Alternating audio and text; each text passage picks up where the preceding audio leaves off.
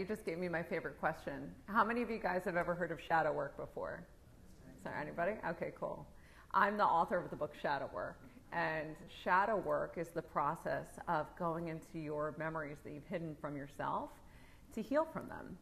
Yolanda started to touch on this, but when we get triggered, those triggers are based on moments that we do not consciously remember. And when that happens, our triggers, if we let them be, can be our teachers. Our triggers can be our teachers. I love it here. So there's an exercise that you can do to start to tap into those unconscious memories. Yeah. What you can do is take 3 to 4 really deep breaths and hold that breath when you get to the top. So hold and then let it go. And when you do 3 to 4 of those breaths, what you're doing is you're getting your body into a state called rest and digest, which I'm sure you guys are aware of, but you're also activating a specific brainwave called theta. And when you're in theta, the door to the unconscious can swing wide open if you want it to. And that's when you're going to start to write. So you guys can either write this down right now. I know Sheldon's recording this. You can watch it back later. But you can start to ask yourself some stream of consciousness questions to get to the root of why this is happening in the first place. Because it has nothing to do with the competition. It has everything to do with how you're feeling that day.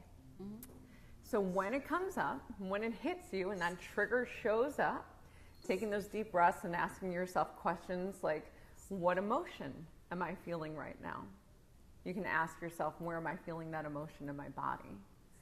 You can ask yourself, when was the first time you ever experienced that emotion and that physical reaction at the same time? And you'll be shocked when you go, I was 6.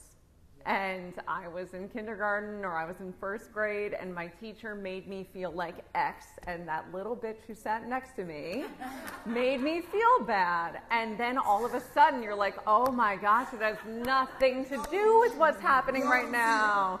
You know who she is. You know who she is.